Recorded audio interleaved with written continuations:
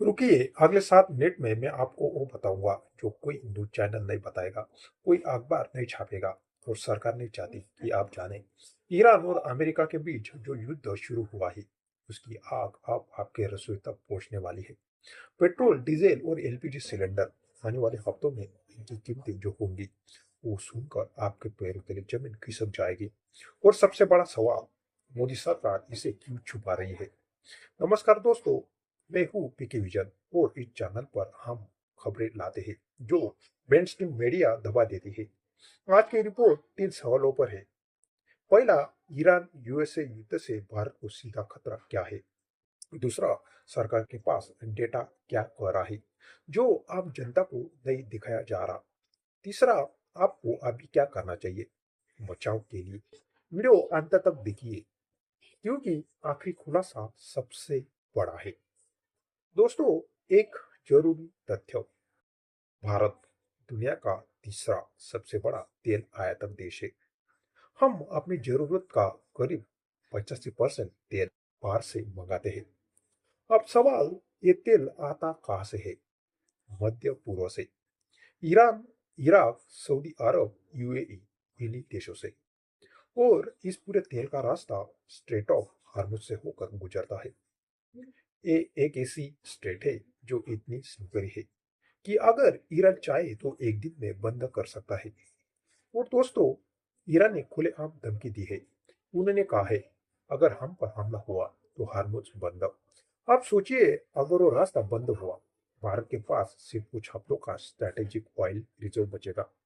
उसके बाद सरकार क्या जानती है और हमसे क्या छिपा रही है?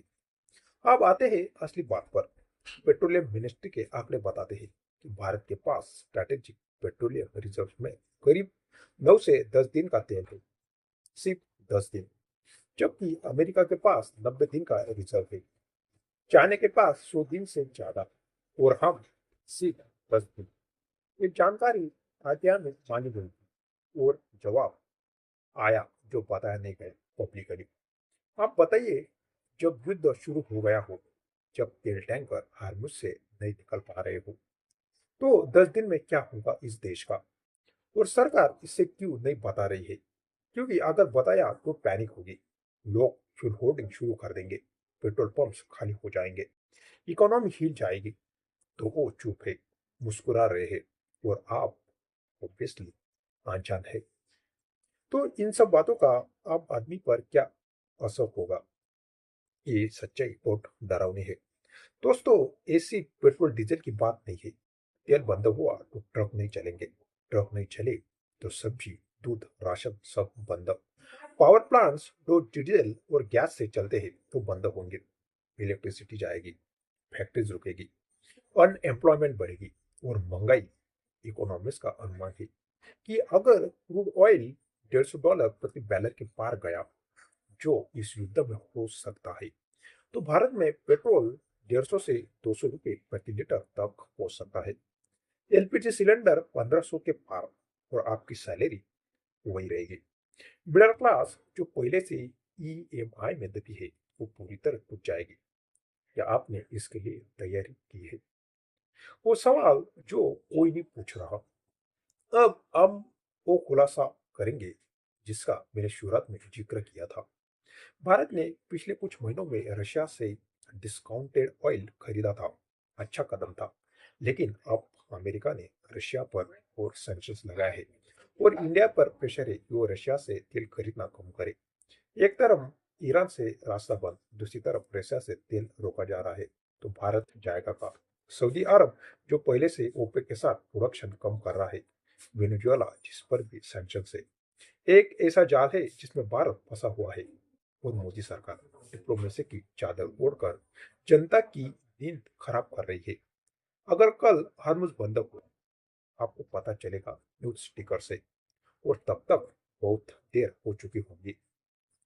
तो इसके लिए आपको क्या करना चाहिए? दोस्तों, आप बिल्कुल भी घबराइए मत, लेकिन तैयार रहिए।